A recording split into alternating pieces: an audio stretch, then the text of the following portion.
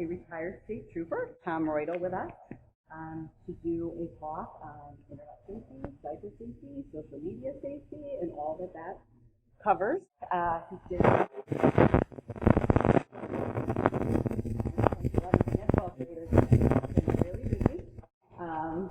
He's been nonstop presenting, but I would say a wealth of knowledge was imparted on our children today. I'm so excited that we can really listen to them.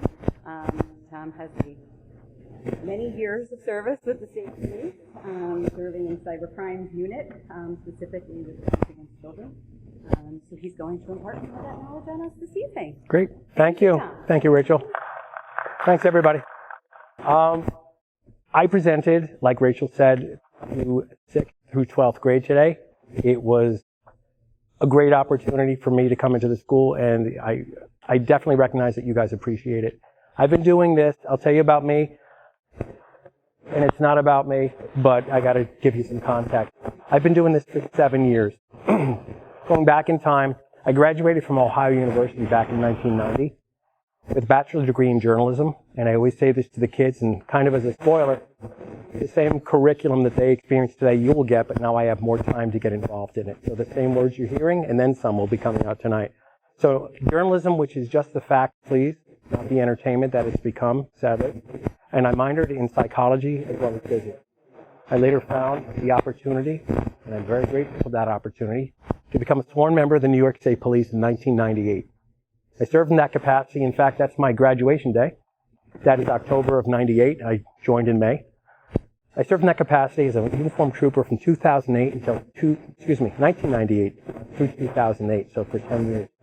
I then became appointed to the BCI, which is the Bureau of Criminal Investigation, and for our purposes, investigator in the New York State Police is analogous to detective in most other police agencies. I had my eye on the prize, which was the computer crime unit. I'd heard about it, computers. I've been on the up since the 80s when I learned BASIC in 8th grade. And then we all know that the way computers evolve and software and coding and everything else, it's not the future, it's the now, and it's the continued future. So I knew the computer crime unit was a place where I wanted to be. I joined as an adjunct, if you want to call it that, as a cybercrime specialist in 2012, because they require what I would call an apprenticeship in order to become familiar and become vetted with that unit to see if you're a suitable fit. Fortunately, in 2015, after a long time waiting, I had the opportunity to join, and I did. I was appointed to the computer crime unit in December of 2015, where I served full-time until my retirement in December of 2021. As part of my duties, I would say this. Most important job that I have, and I think any of us have who choose to be parents, is being a parent. And I have 2 daughters. One is a sophomore in high school, and one is a senior in high school. After that job, I was fortunate enough to be tasked with being part of my final duty, which was the ICAC task force. I got deputized as a U.S. Marshal and part of that task force for the purposes of enforcement, because the internet has no borders, nor must we. So in addition to having statewide enforcement capabilities with jurisdiction, I had the ability to pursue investigative leads and suspects if necessary over state lines, because the internet has no borders, of course. I would tell you this, the ICAC work, I always pause because there's so much I want to share and only so much that I can. It's the most important thing I could do. If I didn't have children in my life, it's the most important thing I do. It's tasked with the investigation of child sexual exploitation and even right down to human trafficking, anything that will follow from it. While certainly a task for me, I recognize that I had the opportunity maybe to bring the best type of justice possible to these kids. And as much as it was a trying position because of what we have to experience to go through it, I only imagine those victims. And it's not just the lone victim. Everyone around them who cares about them, their whole lives are impacted. So on the bright side, I joined the unit in December of 15. They deputized me as a marshal shortly thereafter in 16. And then they told me I had to speak publicly. Rachel doesn't believe me. I am innately shy. That is true. These are uncanny coping skills. But I almost wanted to quit the unit because it wasn't in the brochure that I had to speak publicly. I promise you, I'm not telling a lie. So they threw me in the deep end of the pool in March of 16. I'm like, oh, geez, I have to do this. And I had the worst presentation ever. I won't name where it was, but it was a semi-secure facility, and I had to break up a fight during it. And if my supervisor, who's still at my unit, hears this, and we're going to be on the World Wide Web, I hope you do, Tim, he remembers because he was there and he saw it. So I started with the worst one. If you remember The World According to Garp, has anyone seen that movie? Remember when they buy the house after the plane hits it? Of course you want that. Okay. Well, basically, it's a short story, and I think it's hilarious. Basically, they're going to look at a house to buy, and a biplane with a failing engine crashes into the house. You see the outline of the plane buried into the house, and the pilot's okay. And the guy turns, he says, "We'll take it." What are you, crazy? Well, it's been pre-disastered. The odds of this happening again are nil. And I'll tell you the same thing. Like, the worst presentation I ever had to do was the first one.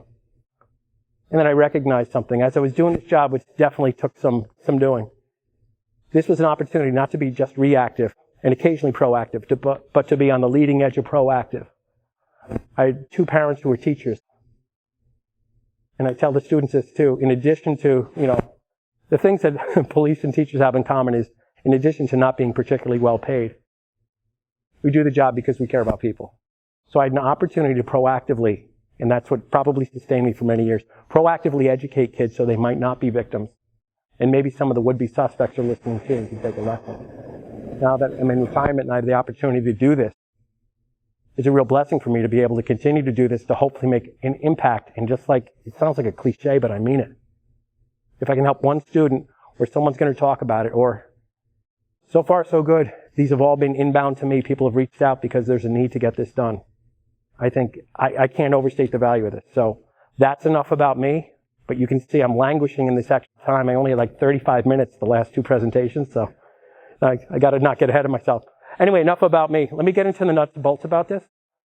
Pretty extensive presentation history that won't fit on this, and I didn't get to tell this to any of your kids, but you might want to be advised. I'll read off a couple that are noteworthy. In addition to schools, and I go wherever I'm called. American Association of University Women. So it's all women with postgraduate degrees. That was one of my favorites in Poughkeepsie, New York. Boy Scouts of America. I've taught at police departments, City of Poughkeepsie Police Department. I've gone to libraries. Dutchess Community College Girls Live Your Dream Conference, which was a wonderful thing to do. And I wrote a special one just for that. Middle schools, I'm looking, Hudson Valley World Elder Abuse Awareness, which was a nice one to do, because I don't just stay in this lane. I have other presentations I'm able to put out there. Mercy College, a women's empowerment conference, which actually I wrote the presentation and presented on online dating apps. And it turns out that I had to follow the speaker who was a date rape survivor on that campus. And that was very enlightening and a tough act to follow, let me tell you. And probably, I'm proud of anything that I've done where I'd be welcome back. I taught at the New York State Police Academy, parochial schools. There's a whole bunch. I can't even fit them up there, so I'll probably just mention the highlights. But I've been honored to have the opportunity to do this, and I really strive to add value every time. So I hope I do that. Your kids hear this, so there's going to be a little bit of noise. This is the next slide that gets their attention.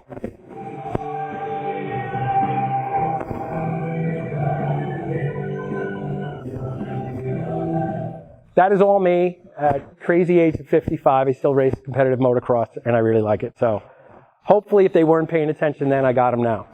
Just something else I do, not just computers. So let's get down to it. One thing I'm trying to roll out, and if I can do it, I try not to kill with PowerPoint. If I can do it more from a verbal event, I will. But the PowerPoint reinforces it. I want kids, my parents are teachers. I have a genuine desire to teach them, these kids now. I want them to think critically. So whether it's online or in person, I call these, considerations. Is it fact or opinion? This day and age, we're going to be confronted with vast amounts of hyperbole, specifically as it applies to the internet and what we're confronted with. So is it fact or opinion? First question. How is the internet free? Number two, who is on the other side? And why do we use the internet? So I use, for our purposes, just a standard Merriam-Webster source for my definitions. Merriam-Webster provides the following definitions for both fact and opinion. A fact is something that has actual existence, boys and girls. Yes, something that has actual existence. And an opinion is a view or judgment or appraisal formed in the mind about a particular matter. Again, I draw your attention to the fact I started in journalism, just the fact, and I worked in different fields till I made it to the state police, also just the facts. My opinion really doesn't matter as a police officer. And quite frankly, unless it's an editorial, nor as a journalist. Getting the facts right and dealing with a fact-based approach to things is very beneficial. This is very mild, but rather than engage people in, political debates or anything else, because that's not really what I seek to do, let's talk about the weather. So I bring up two different weather websites. If you can see that there's a difference between fact and opinion rendered here, it's a good lesson to take. This is Salt Point, New York. It's near Troop K headquarters, and I took the screenshots of these. Oh, geez, Louise. Thursday, right before Thanksgiving, before I retired. It's 50 degrees, according to one, and it's 51 degrees according to the other. Now, being that that's a 2% variance, and that's an empirical measure, I'm going to say, I'll go out on a limb and say that's factual-based information that you're getting. But I noticed something, and to many it's subtle, to me it might as well be in all caps. Over here it says sunny, high 51, winds light and variable. All right, I'll take that. Even though light and variable, those are relative measures, I kind of get the gist of what you're saying. But over here, plenty of sunshine, ideal weather for one of the busiest travel days of the year. I think you went a little deep in the paint there, AccuWeather, because ideal weather for me is 68 degrees and mostly cloudy because I might be able to have the windows open, right? Who are you to tell me it's ideal weather? I want the kids to start thinking about this. You're watching the news, or what they call the news, and they're going to tell you that that candidate's a good person and that one's a bad one, or that that person who's accused of a crime must be guilty of it. Don't let someone else make up your mind for you. They don't need to tell you ideal weather or who's good or bad. Deal with the facts. So it's just dipping our toe into the water, critical thinking. So how is the internet free? Nothing is free, boys and girls, we know that. So your information is what's making the wheels go round and round. Your information is valuable, and it's being sold online and bought online all the time.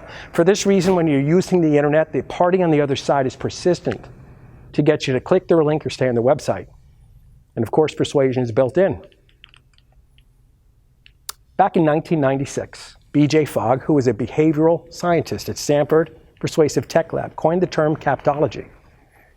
And CAPT, the first part of the ology there, ology being the study of, the CAPT acronym stands for Computers as Persuasive Technology. And in short, what he asserts is that inherent in the design of computers, not just the hardware, but specifically the software as well, is the notion of persuasion built in. Now, I always used to think of computers as just machines that crunch data and so forth, zeros and ones, binary, that kind of thing. Well, of course. But then you look at how they're designed. And let's call our cell phones a computer. Certainly software and what we've seen in terms of AI is fraught with all kinds of bias because it's trying to persuade you to stay on that website or click that link. But if you ever notice how you refresh a phone, you pull it down, right? Well, I learned somewhere long ago, I wish I could cite the source, but I swear I heard it. That motion, that muscle memory, imitates pulling the lever on a slot machine. And that little endorphin rush we get from what am I going to get when I pull the lever is what reinforces the muscle memory refreshing our phones. So just right down to the way that we use these things, they're designed to get us to engage and to keep engaging. This is a true fun fact. Nearly everything we do is recorded, both in public and in private.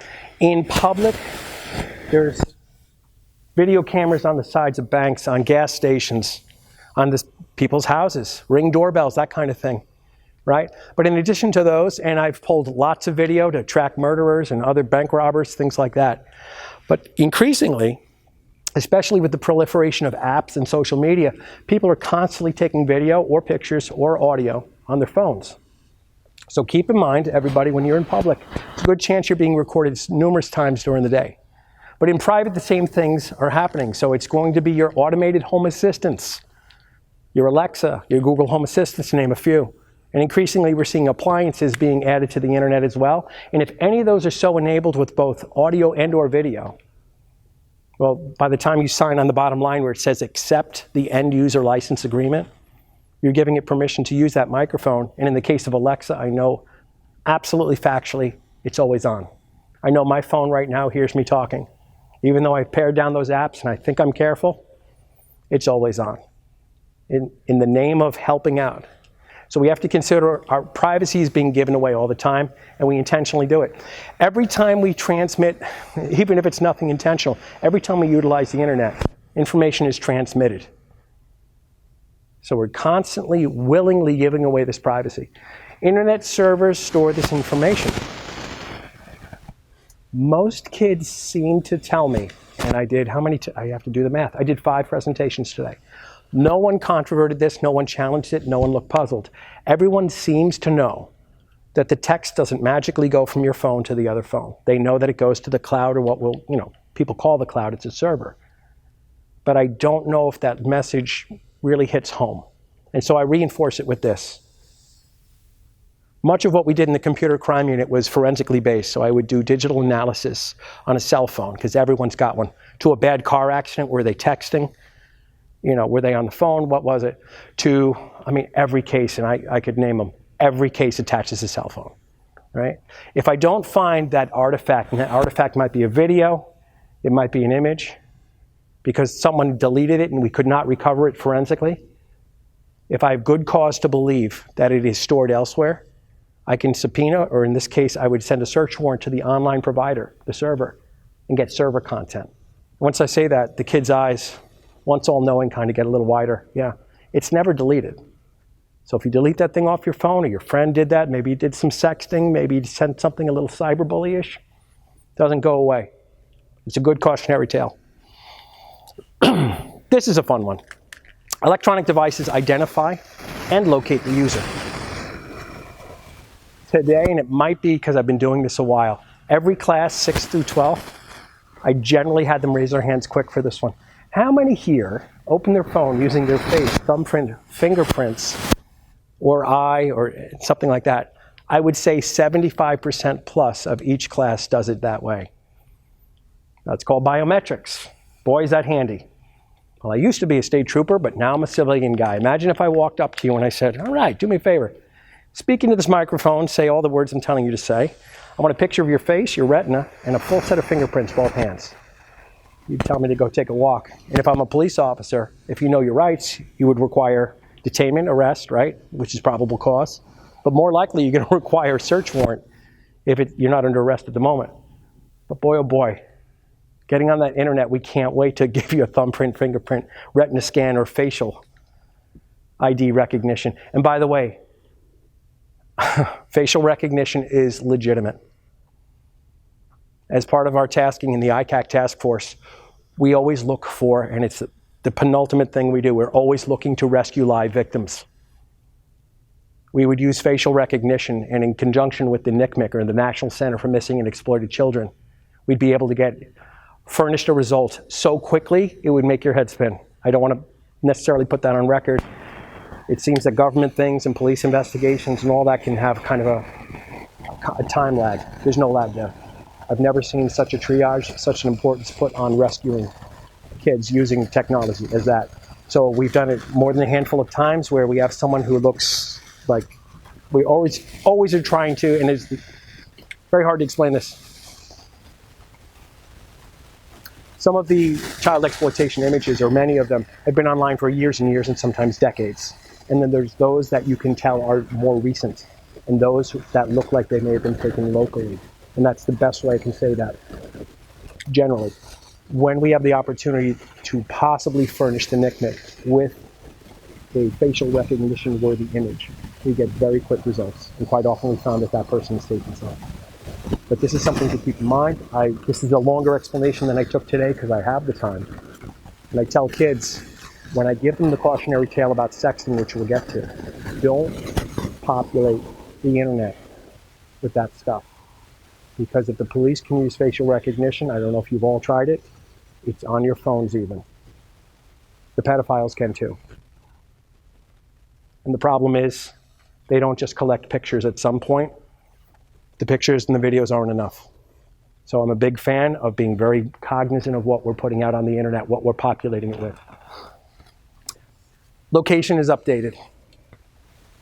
I know this, and this is a very strange thing.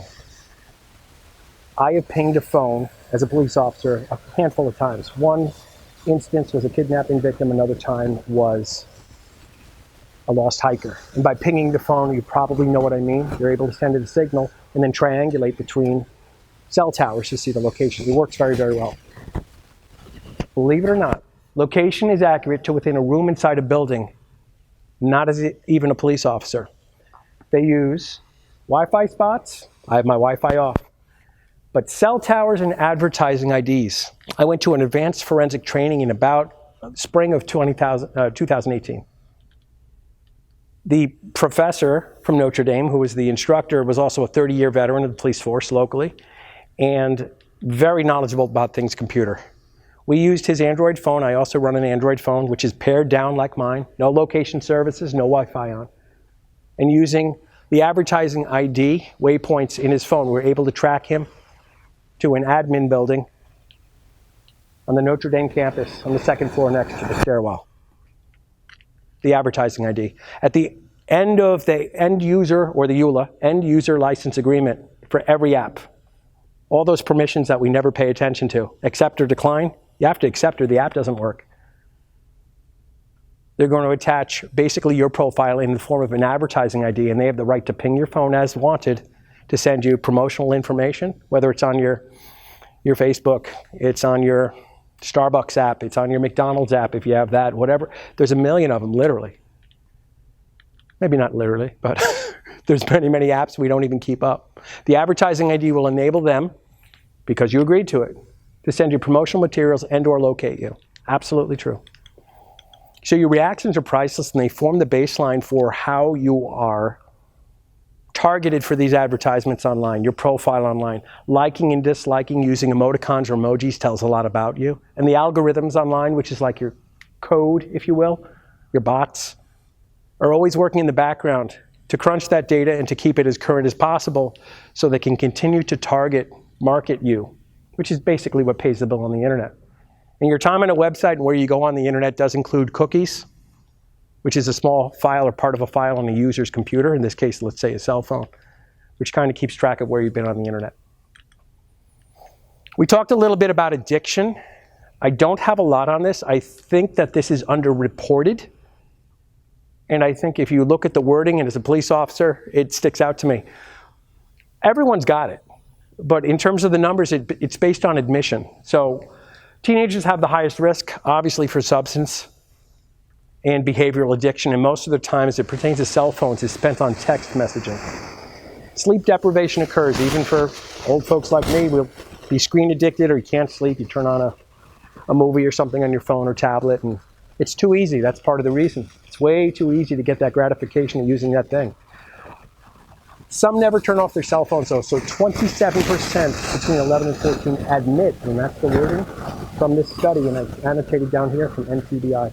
27% between 11 and 14 admit that they never turn off their cell phones, which is going to increase to 33% between ages 13 and 14. Addiction is highest, sadly for my kids too, for those who obtain their first cell phone prior to age 13. The good part is, and I can attest to this, I still use it too much, but with age, your cell phone use and your screen time does decrease. At least that's what they're suggesting with the data available. This one I like to pause on, and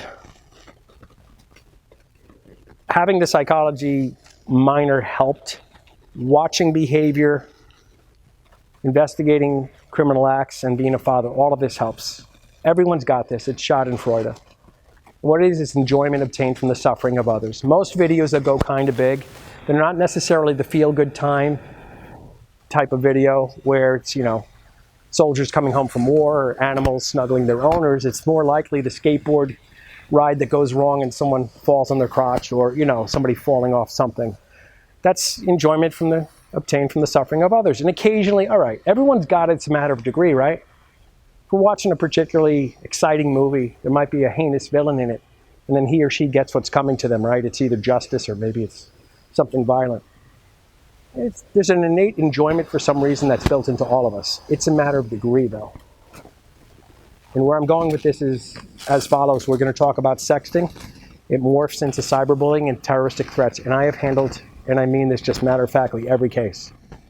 I've done it both in the field and as a computer forensics person, an ICAC member. So much Schadenfreude, enjoyment obtained from the suffering of others, is present in the behavior, and specifically as it pertains to internet, that I think it's overlooked. This is very wordy, but it's very interesting to me. I will try to dispense with facts. I'll also give my opinion, even though you don't ask for it. Factually, the Internet of Things refers to, oh my goodness, the networking capability that allows information to be sent to and received from objects and devices, such as fixtures and kitchen appliances using the Internet. It is estimated that as many as 50 billion, not million, 50 billion devices will be connected online by the end of the decade. Holy cow. Not for me. I know what's in my fridge. You don't need to order bread and milk because the storm's coming. I can manage. I have enough strength at my 55-year age to open that fridge, peek inside, and determine what I need. I also don't need you to pay attention to my thermostats, smart home. Why? Does anyone know what a log file is? Log file, really crudely construed, is basically it's kind of a list, an itinerary list of what a machine like a computer has accomplished in terms of tasks, tasking. A log file that someone might maintain on a server could include the fact that before your garage door opens at 6:08 a.m., the temperature went up or down depending on the season on your smart thermostat. And if you have the whole home automated, you're giving a detailed list of when you come and go. Oops. You guys have heard of hacking and network intrusion? Gosh, I hope that list doesn't get out. I can tell you time and time again, so many times in the field, burglars love information like that. Love it. So we're not even talking the most heinous crimes, just burglary.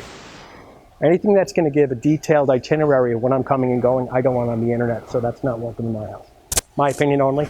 These things can be handy, but my goodness, I have 2 internet cameras, right? I want to believe that they are serving my interests. One is for my driveway, and one is for our chicken coop, because my wife loves chickens, apparently, and now we have chickens. All right, and they're fun, honey. Chickens are cool. Yeah. But here's the problem. Those are always recording, too. I could actually pull the app open now, and it's two-way communication. You could talk to the chickens or say hi to the UPS guy. It's fun. Here's the problem, though.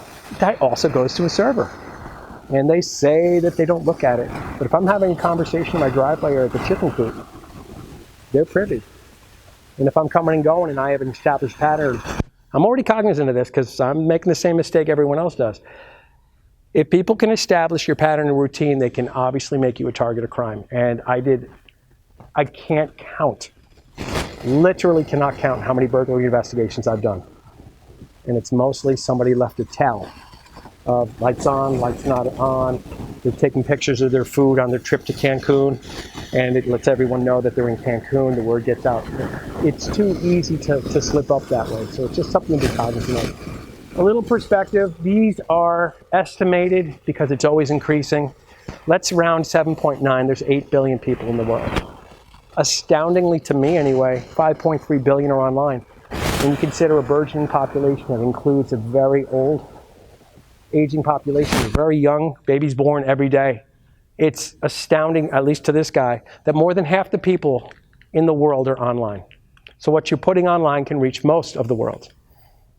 These stats are nearing a year old, so I'm quite sure the numbers are higher. In terms of social media, the top 3 populated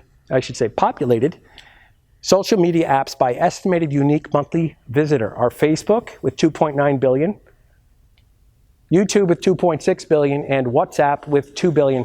And it's noteworthy, Facebook owns Instagram, which has 1.4, so they're one entity. And in case you didn't know, WhatsApp is also owned by Facebook, which I believe goes by Meta now. If we remove duplication, I think, because there's only 5.3 billion online, Facebook probably has somewhere north of 4 billion people's information. And by the way, I'm guilty, I'm on it too, and Insta.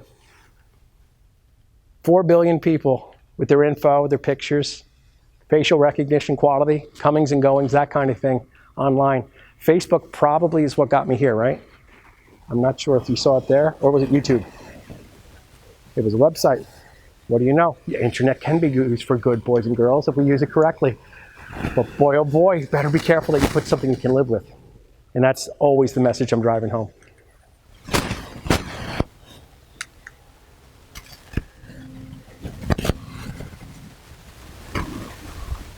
But especially the younger set that have had these devices, basically unfettered access to these devices since they can remember. You got to consider that once it's posted, it's permanent and most anyone can see it. I don't care if you delete it. We've recovered more deleted things.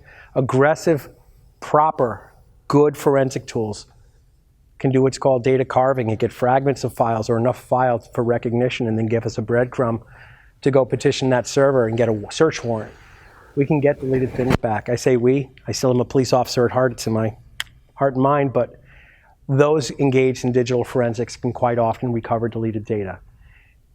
In the event that they do not, but they have sufficient probable cause to determine that it is likely on a server or it is on a server, they can obtain legal process through a search warrant procedure and obtain that data from the server.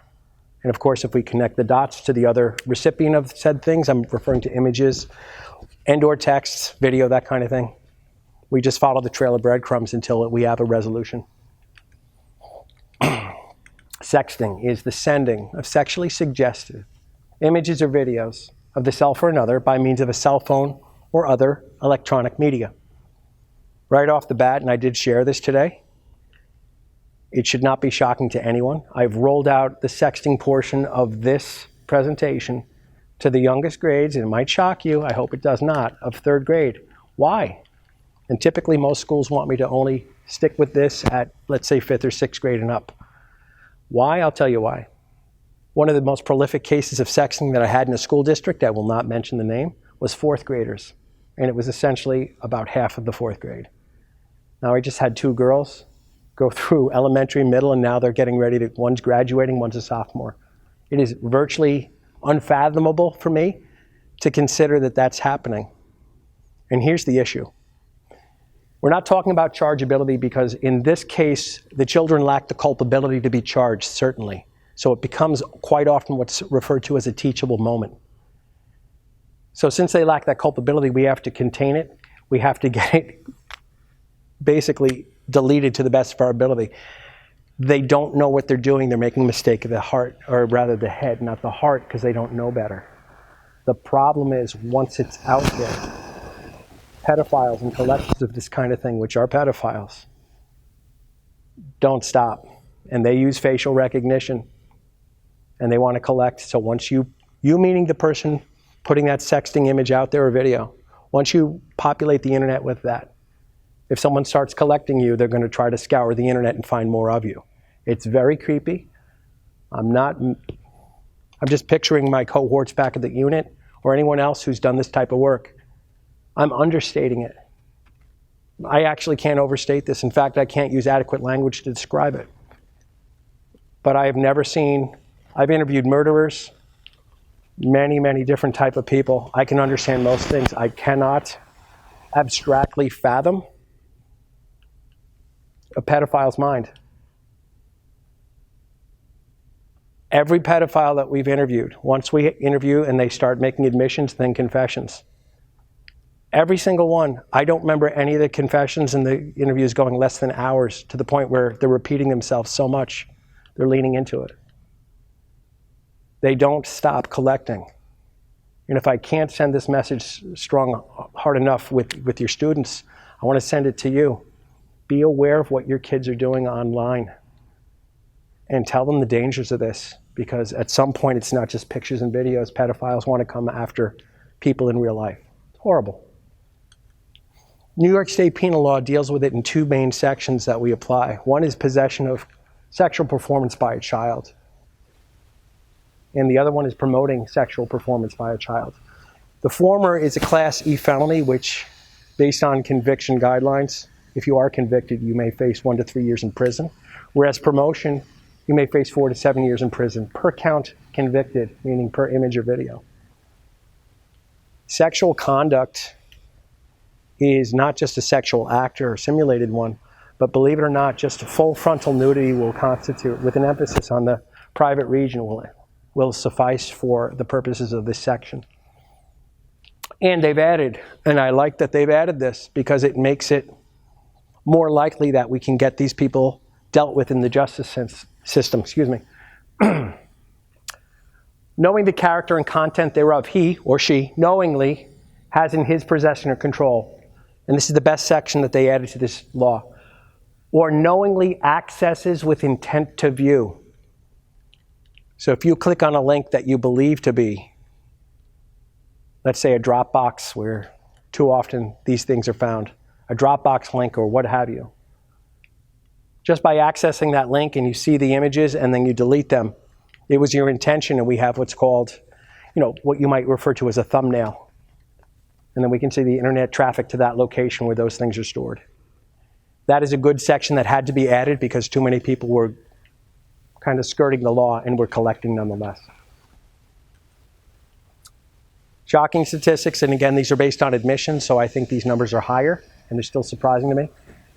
75% of teens say that sending sexually suggestive content can have seriously negative consequences, yet 22% of teen girls say that they have sent or posted online nude or semi-nude images or videos of themselves, and this is the troubling part, it's all troubling, quite frankly, 33% of teen boys and 25% of teen girls say that they've received images originally intended for someone else, meant to be private for someone else, themselves, meaning it went viral. Person A sent it to person B, I don't care what their relationship is, boyfriend, girlfriend, it's a goof, whatever. Hey, this is just for you. Don't share it. Well, it's gonna get shared, I guarantee it. And then person C becomes the new person A, and now they can share it. And if you remember the old commercial, and they'd tell two friends and so on, that's how things go viral. And there's people who genuinely, not even being pedophiles, I mean, this exists too, are going to achieve cyberbullying doing this too. And that's going to tie into something else, and then they're going to be guilty of a felony in addition to any harassment or stalking. No good comes from sharing it.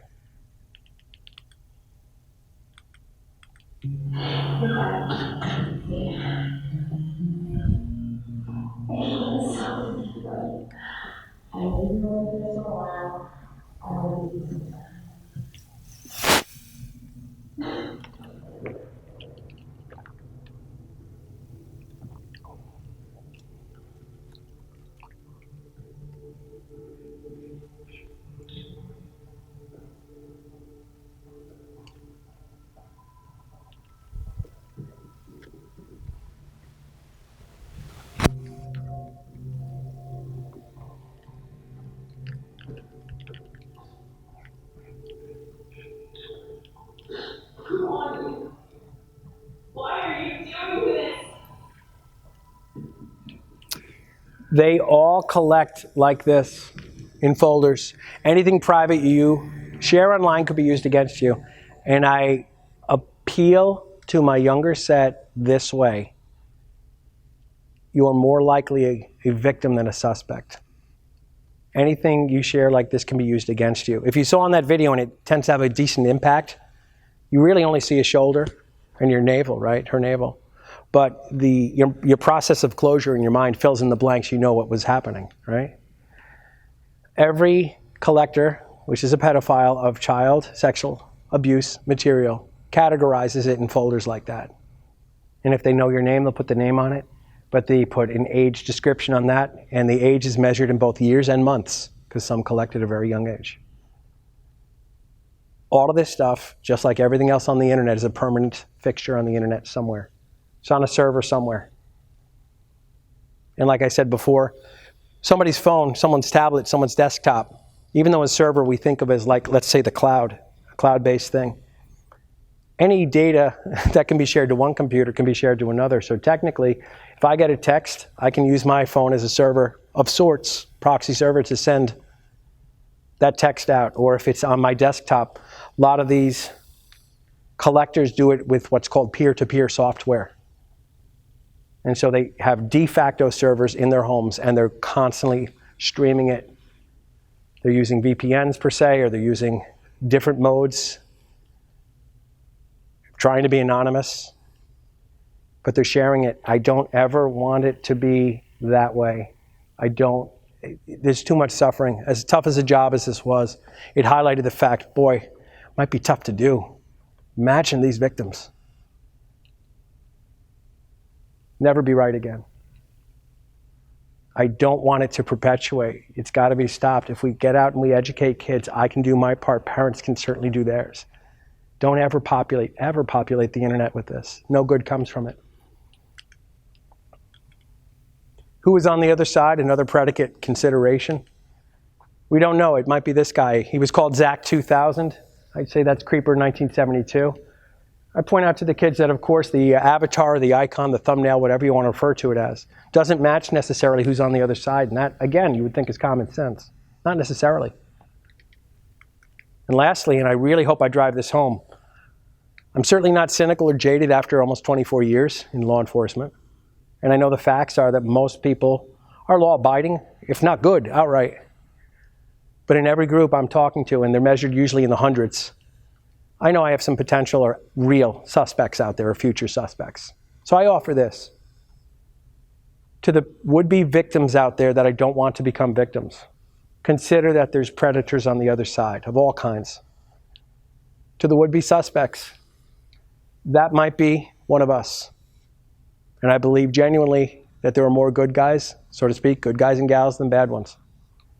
And we were trained, and I served in an undercover capacity online. And more than one occasion, that pedophile chatting to what he thought was a 12-year-old, or the other one was a 13-year-old, was me. And so if you think you're going to do your nefarious thing, I also did some terroristic stuff online undercover. The person you think is an ally or you think might be your next target might be a police officer. So I offer that for consideration as well. And I hope I drive that home. But mostly, and I want you to know this, it's a very fine balance I have to strike in telling the kids, really bad idea, don't do it. But my goodness, it's probably a mistake. Let us help you. These cases are close to home. As I mentioned earlier, I retired in December of 2021. This case was August of 21. That's a FedEx driver. I'm limited in speaking about cases to what is publicly available, and these are 2 screen captures. I can tell you the first victim is 13. She was an excellent cooperative witness, and she helped us set up an operation that I was a part of. And I had the opportunity not only to be part of that operation, but to conduct forensics on her phone and to interview her. And we were able to uncover numerous other victims. That is a FedEx driver, and he met her and groomed her on social media. That happened in Millbrook, New York, about 3 miles from my headquarters in August of 21. And that's as far as I can go with detail. Police work being mostly reactive. We just make the best of the worst situation. This was one of the most important, and I want to be careful with my adjectives, cases that made me grateful that I was able to lend a hand. I can't use other words that would seem positive about it because it's horrible what happened to that girl, but because she was bold enough to come forward. We did our job by the numbers. We conducted accurate forensics, solid interview, child advocate present, child interview specialist present, social worker present. We're able to furnish the best possible results for prosecution and uncover additional victims. Boy, I wish I had this kind of time to get into these things. See now why I wanted the hour and a half? Yeah. Cyberbullying, everyone seems to know about. It's the use of the internet or other digital communication devices to spread rumors and gossip, post harmful or cruel text or images, steal passwords to assume someone's identity, or harass or threaten with mean or bad language. The kids seem to have a comfort doing this. That Schadenfreude certainly comes into play here because there's a comfort and an enjoyment obtained from the suffering of others, right? But I do my best to drive home the knowledge that you might not be prosecutable now, or you might think you're untouchable. But boy, are cops and teachers, hopefully if they work with the cops, really good at remembering birthdays. And in every barracks I worked, I remembered birthdays. And if you were a bad egg growing up and maybe you got youthful offender or we really couldn't do anything, I couldn't wait till you had that special birthday where we could put cuffs on you. And let me tell you, it happened every time. Okay, Lucy, you're up.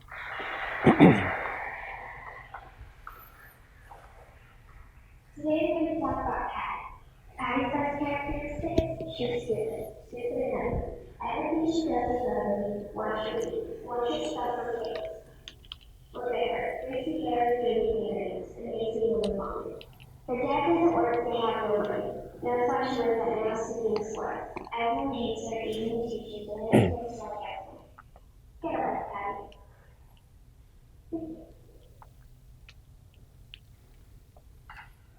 If you wouldn't say it in person, why say it online? If I have time during the presentation, I'll poll the audience. Everybody knows it, it's a grounder, right? Because you're a coward. You're not gonna get held accountable. You're not gonna get confronted. You're afraid of that confrontation that would happen if you said that kind of thing to someone's face. Here's the problem with cyberbullying. No escape. Internet never closes. So that could be ongoing 24 hours a day, 7 days a week. The nature of the World Wide Web, the one that we use, the surface web, is, well, it's worldwide. So these things don't just stay in your district, they can go anywhere. And if the cyberbully is effective at making something that is hateful, but people for some reason find humorous, that could gain momentum and people could like upvote it or, I don't know, give it traffic, you know, make it viral, so to speak. Horrible. Cyberbullies can be anonymous and solicit the help of unknown friends, and by that I mean, it's in quotes, maybe one cyberbully could purport to be 10 or 20 because they can make fraudulent IDs, pseudonyms, and act like a gang of people, giving you a hard time, harassing you. Horrible, horrible thing. And I think there's a direct connection between one's enjoyment of the suffering of others and their tendency to commit crimes against others of this nature. And I think again, this is opinion. It's pretty well vetted and experienced in 23 and a half years.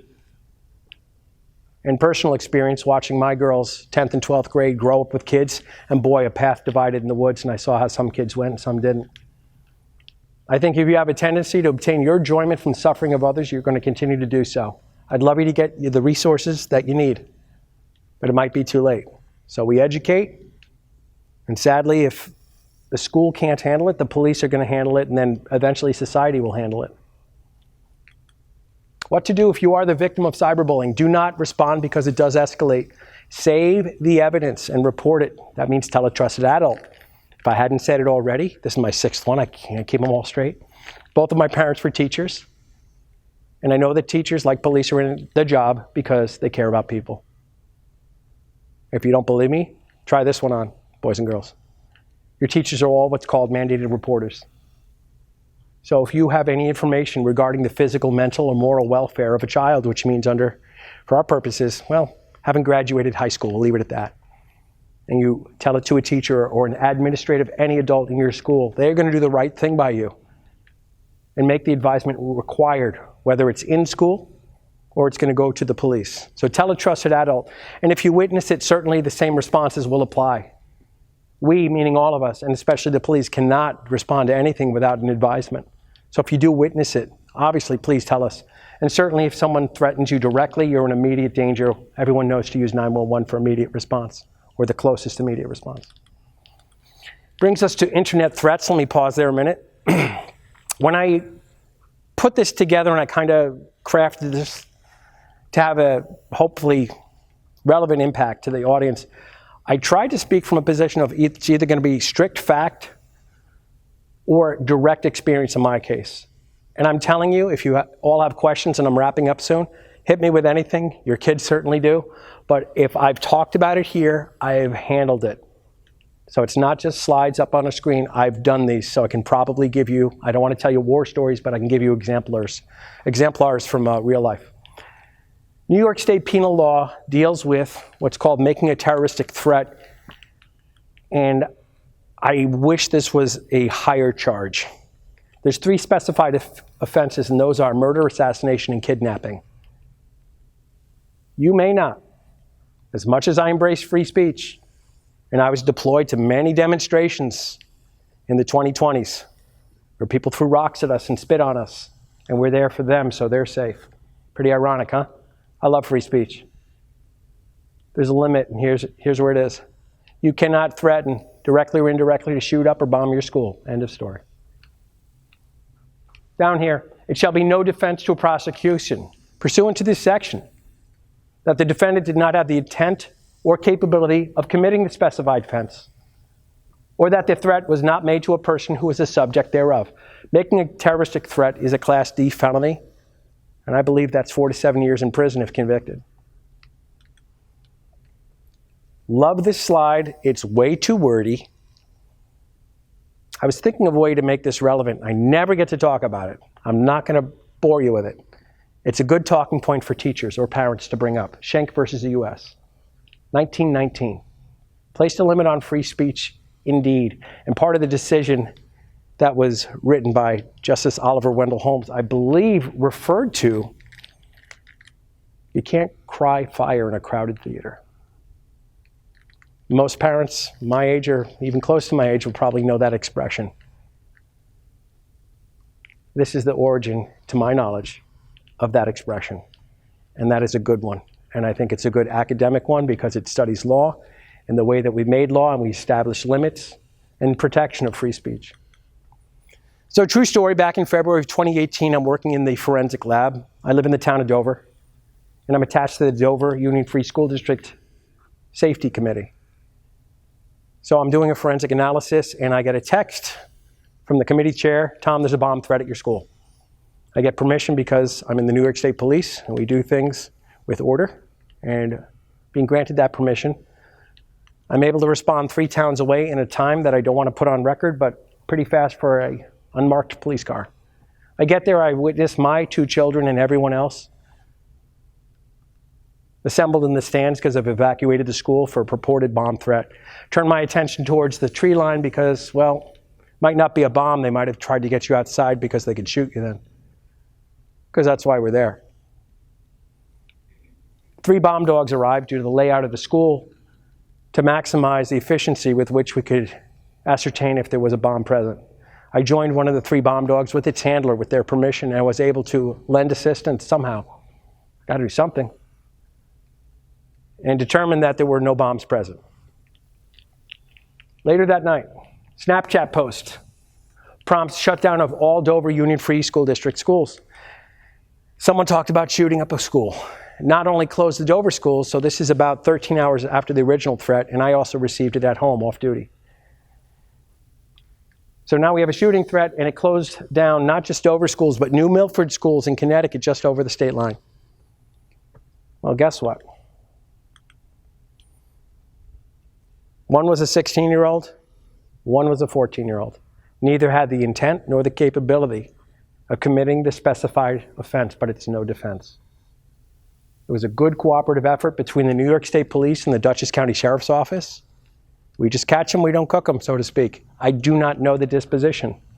I will tell you this. Here's the big reveal, reaction. Why is this a Class D felony, Tom Roidl? Here's why. Students, teachers, parents, fire departments, ambulances, and police. Everyone takes it seriously, as they should. We live in a time where, as I was attached to school safety, I was part of lockdown drills. It is unthinkable to me, but it's real and tragic. Since Columbine, it's gotten worse. This is real. Talk about the wrong thing to say that cannot be protected. You don't talk about bombing or shooting a school. Those responding to the threat experience potential danger or peril in their response. And most importantly, and this is why it's a D felony, and should be higher in my opinion, again, my opinion, real emergencies have less resources available. As often as I could, even pressed for time, I either canvass the room or I tell them what I know. And I'll tell you to save you the time so we have time for questions. I'll bet you someone in here, and keep in mind I'm talking to your students, someone in here is a grandmother or grandfather they love. And that person might have a Life Alert necklace. Somebody in here has someone they love who works at a bank, and someone here probably has someone they care about or love who has diabetes. And if you call in one of these, those emergency services are going to stage for a potential critical incident. And you might put that police officer, that ambulance, even that fire truck, it could be a fire somewhere, out of range to keep your mom, who's a bank teller, from being shot, or keep your grandparents who are pressing desperately on that medical alert, Life Alert necklace, from getting the medical aid they need, and maybe they stroke out, or maybe someone with a diabetic emergency, and I have many close friends with type 1 diabetes. Maybe they go into a diabetic coma, and it's all because you played a joke, you wanted to get out of a test, or whatever's wrong with you, making that threat. How'd you make that threat? That's the reason it's a D felony. Similar to the response should you witness a threat online. Don't respond and don't forward it. You want to save the evidence and report it, and that means telling the police or a nearby trusted adult. So let me wrap it up. We use the internet for good reason. We learned during COVID certainly that we could stay connected to a certain degree while we stayed apart. We use it for education. My kids were remote. Some of us were able to remote in, and while I had to go to work and so did my wife at the hospital, I know that remoting in was no picnic. One of my closest friends' wife is a teacher, and I don't think that was an easy go for teachers at all. You already figured out I'm pretty pro-teacher. Both my parents were teachers. Was not easy. You had to do two things. You had to learn the new system that had never been vetted this way, and you had to manage all the demands, the students not showing up with lame excuses, the demands of getting that curriculum established and taught to them, right? It was not easy. So certainly the internet is a useful tool to keep us connected, to educate us, right? Entertain us, curiosity, boredom. However, that same World Wide Web, the surface web that we use, is also populated by criminals who use it for stealing, burglary, selling stolen things, human trafficking, crimes against people in general. So I want you all to be safe and to be aware. The ocean's a fun place to surf, but sharks swim there too. Make smart choices. I have the kids read this and usually press for time. I draw their attention to the second one down. I hope this has some impact. Future opportunities will, boy, I kind of stumbled on that. Future opportunities will look at your internet presence. One of the main forms that the state police engages, I won't give away too many trade secrets, is one that grants permission, if you will, to assume an online identity to see someone's true actions on the internet. This is for prospective trooper hires, because people want to become troopers and we put them through a very stringent application process. Well, I know beyond being a New York State trooper, you want to be a nurse, doctor, lawyer, fireman, social worker, ambulance driver. You want to do anything that has value. You want to go to college and accept that scholarship that they offered. Maybe you'd better maintain a presence online that is consistent with good behavior. Maybe, crazy thought, maybe you shouldn't do bad stuff. I mean, we make mistakes, but maybe you shouldn't be ill-intended. Last slide, and then we have questions. Summary: computers and cell phones do store information which can be inaccurate, outright fabricated, or downright correct. Internet servers also store this information, so it's not just in one spot, it's in multiple spots. Information sourced two ways: human and computer-generated input. Increasingly, we're hearing about AI. I have not yet rolled it out. I don't see how I'm going to, but I can tell you. I've engaged ChatGPT right about the time this news was breaking. I asked its permission to screen record, and I've caught it in deception. Using copy and paste for their responses to my questions, they controverted their original response to a different one. When I confronted them, it apologized to me and I didn't mean to deceive. And I've done it. I did 2 recordings. One was 28 minutes, one was 32, if I recall correctly. Even if it's computer generated, maybe especially if it's computer generated, consider that it may not be accurate. And algorithms never sleep. So whether you want to be viral or you want to be discreet, the internet never forgets, and I've lived long enough to see it. And with that, my goodness, if I didn't kill you with PowerPoint, I have time for questions. And that should time out pretty well. Yes, sir. Stop me if I go too long. Go ahead. I used to be an IT person. Awesome. My son was going on his first date with his girl, and we were in a private school. So he told me he received a dick pic, pardon my expression. Girl was 11 years old, and her father was much more into IT than me. So then I decided I'm going to put the house on lockdown. I'm going to make some changes. The first thing I did was I made every single website that the kids go to comes to me to approve. So now they couldn't do anything. And it actually worked pretty well. After a few days, because once I whitelisted it, they could go to those websites again. Now, it's been about a year. Everything's working really good. Guess what my son was doing? What's that? He was using the school's computer right here at the hose to go to websites that I didn't approve. Wow. I found out 6 months later, and I haven't told anybody about this. So he's very, very smart. Got an amazing head when it comes to all this stuff. He's putting predictions on football and things like that, the way he thinks who's going to get drafted. He's doing mock drafts. He's getting addicted to it. a week ago, about 2 weeks ago, it was beautiful weather, one of the first days where it was warm out, spring, and I wanted to do some things. He's like, no, Dad, I really need to go home. There were all these strangers that really wanted to see his predictions right before the NFL draft. And I was like, I'm sorry. I think you have an addiction. And so at the server level, my Wi-Fi, I turned it off. And that's really the only way, because when he uses the school notebook computer at home, that's the only way to fix that. But it's very hard as a parent to have the resources to find out about problems and to fix them. Yes. And I think a lot more needs to be done. And when you look at the small amount of parents that are here, the biggest problem is peer pressure.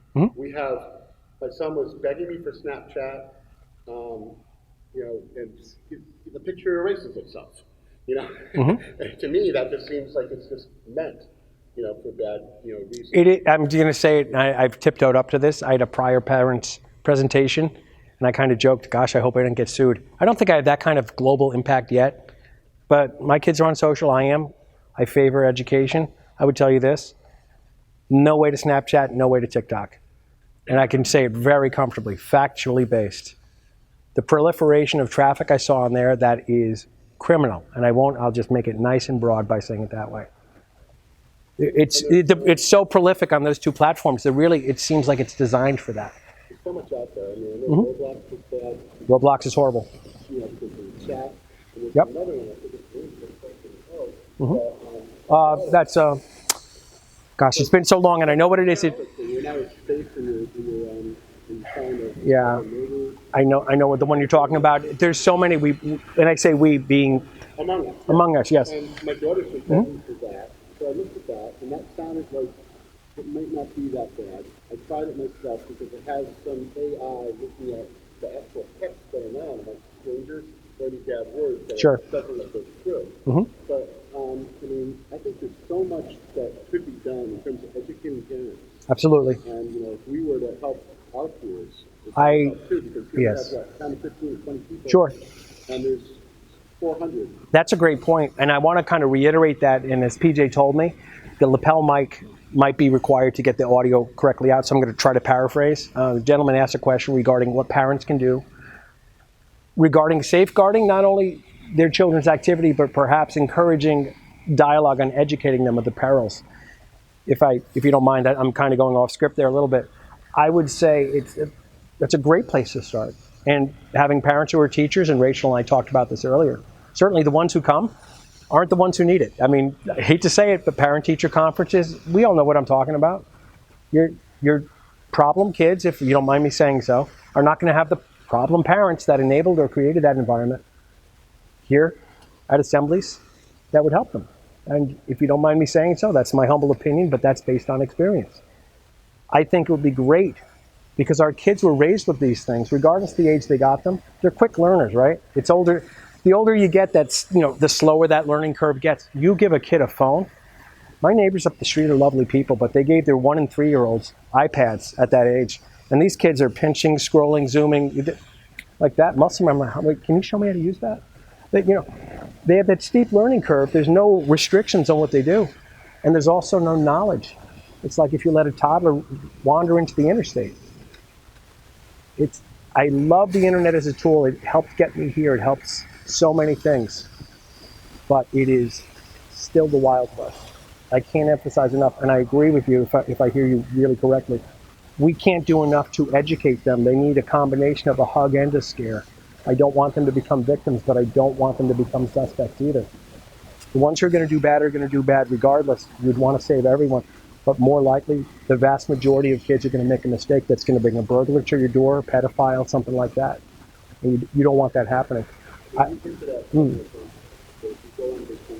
Oh, absolutely. I think there's more to it. Sure.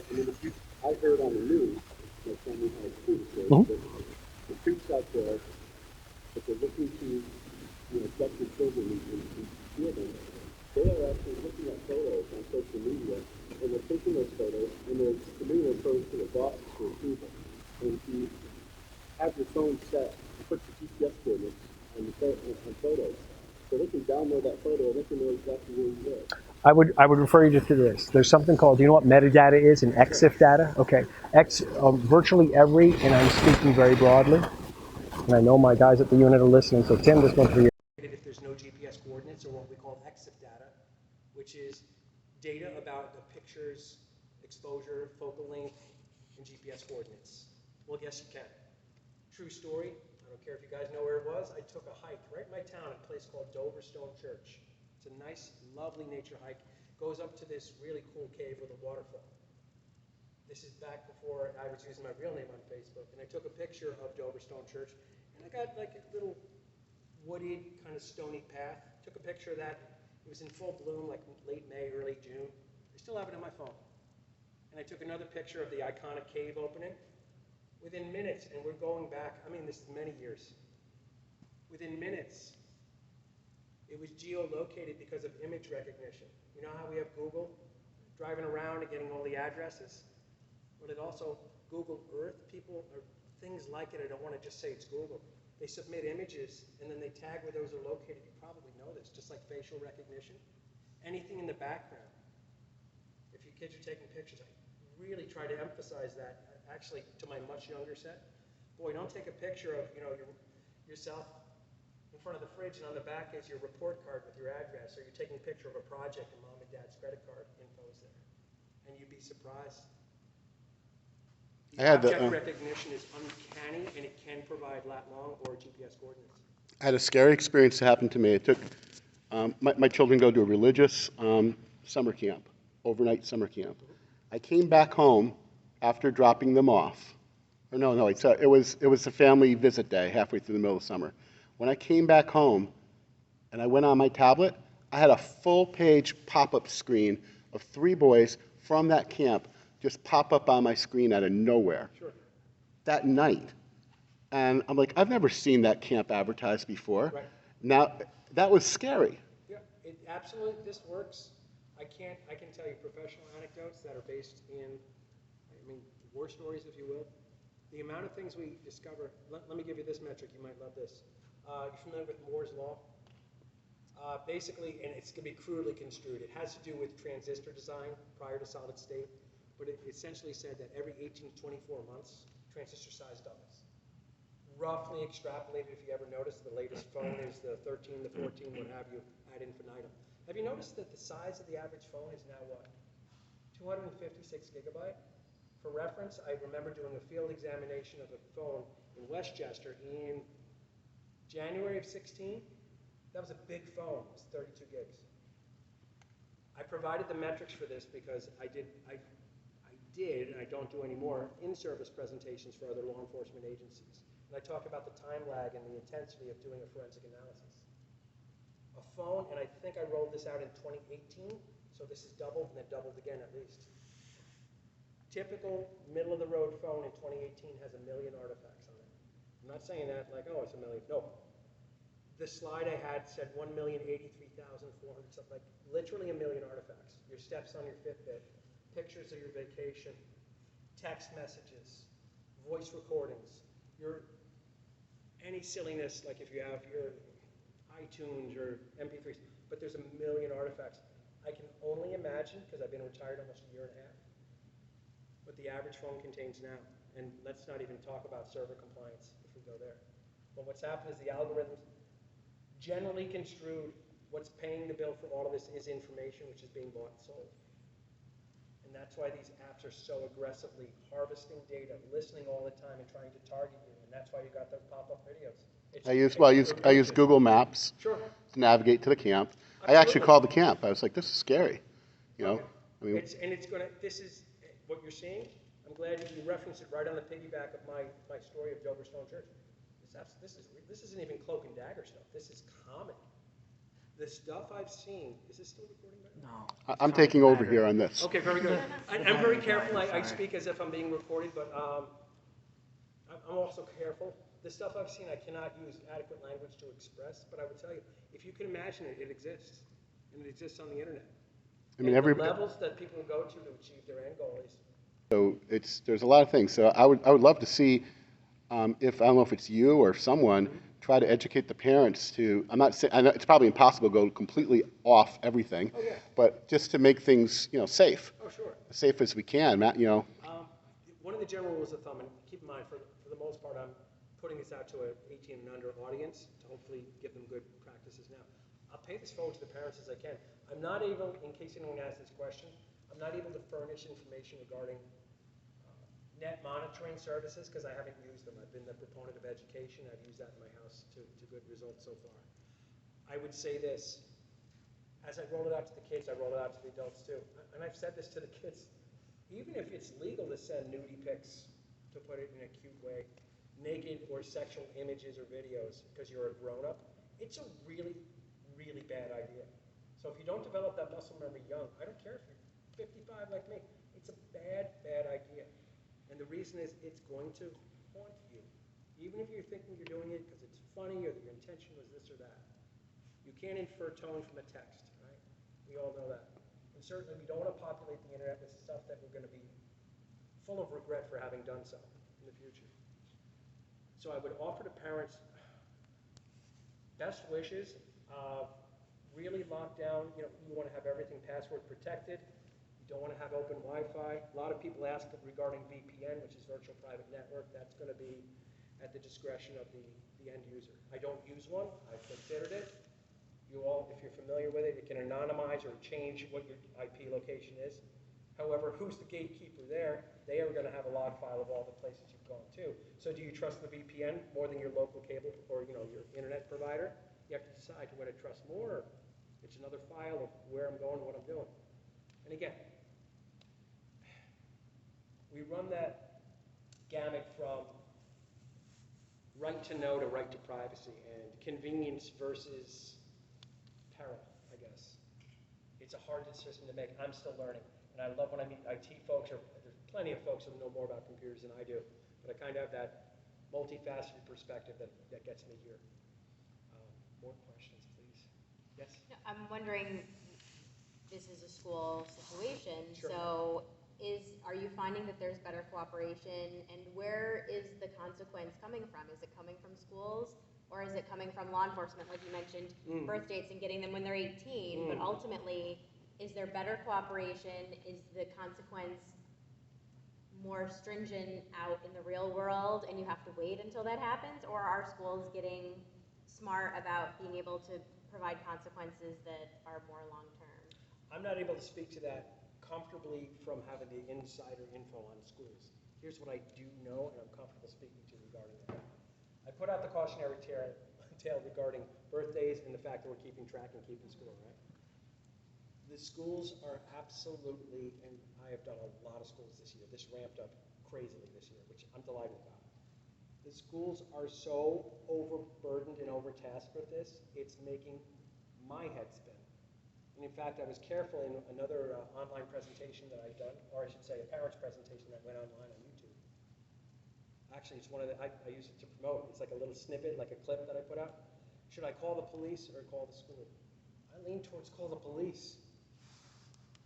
If it's going to end up being a criminal matter, cut out the middleman.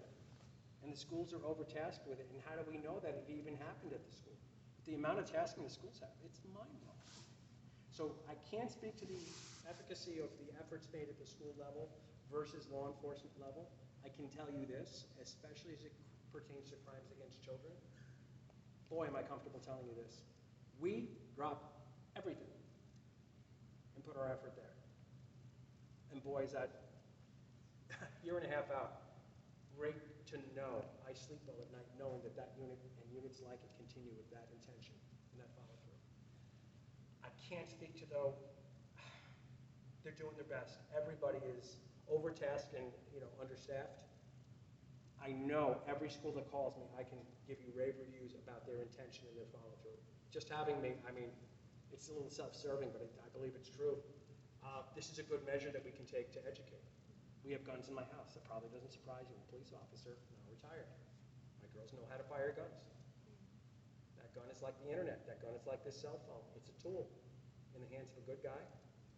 It poses no harm to anyone unless that person is attempting to take my life or the life of another.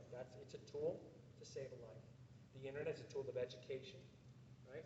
information, shopping, entertainment, that kind of thing. But like I said, that's why I kind of juxtaposed it in one of the ending slides. It's a tool for stealing, it's a tool for human trafficking.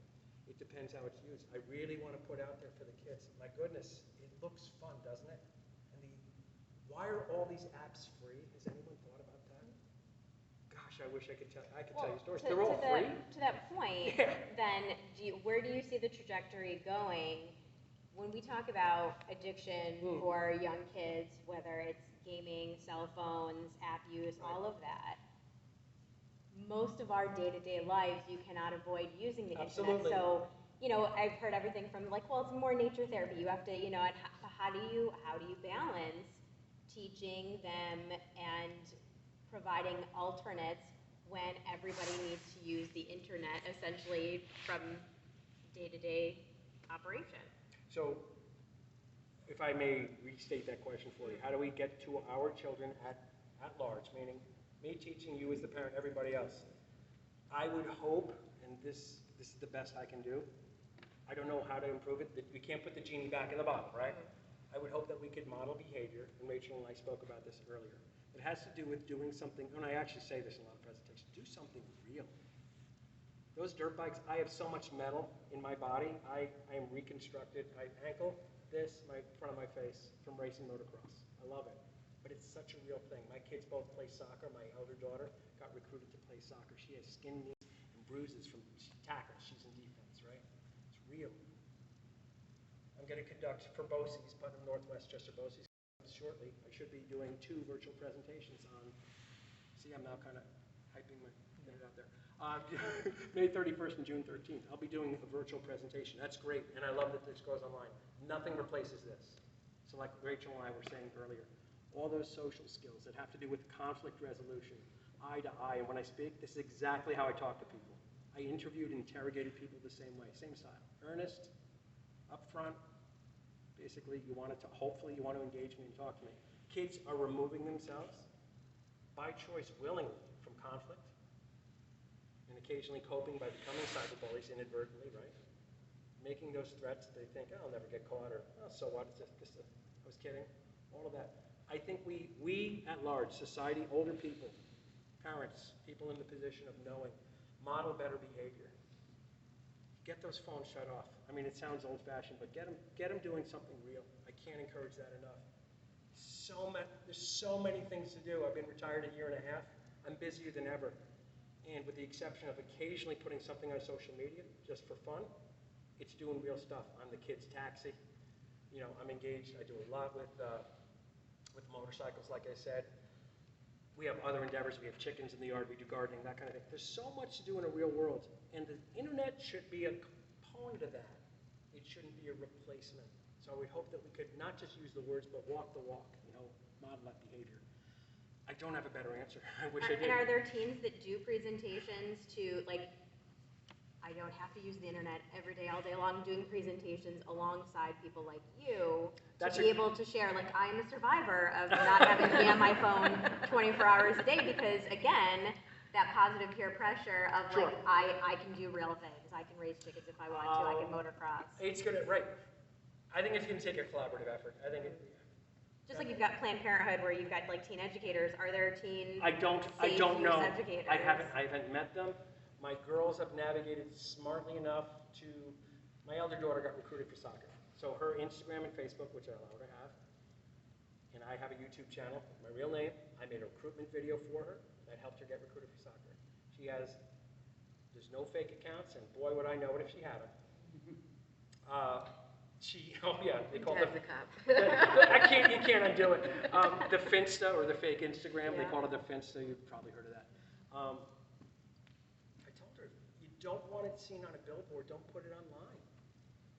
And maybe I'm revealing myself to be the nerd I am, but you notice how I'm not really in the habit. I don't stumble on my words. I don't say or I'm kind of telling the truth most of the time. You can video me with that phone or with that camera there and put it on. There's nothing I'm going to say that I'm going to regret. So vet your decision, your action, whether it's internet or in person, by the consideration of, is this something that my future self will be grateful for? And I try to drive that home. And If I'm not doing it now in real time, I don't know who is. I'm really trying to drive that home. I don't know the answer to that, though. If we could uncork that mystery, holy cow. I think it's a collaborative effort. I think it's schools, certainly concerned parents. This should have 500 parents in it. I will do this as often as I can. I try to put this in such a format that it's accessible to schools and certainly hopefully affordable and not unreasonable. And I want to proliferate as much of these talks, and I want to actually change the context of them from just internet safety to kind of better behavior and critical thinking. I think education is so key. The thing, maybe having teacher parents help me, right? But my wife and I, when we had kids, boy, did we learn something real easy, and I'm pretty confident I'm saying it to a room full of people who agree. Once my kids were born, playtime was over. Thing one and thing two, surpass, going to say it, go ahead and film it, surpass the importance of me and my wife. They're more important.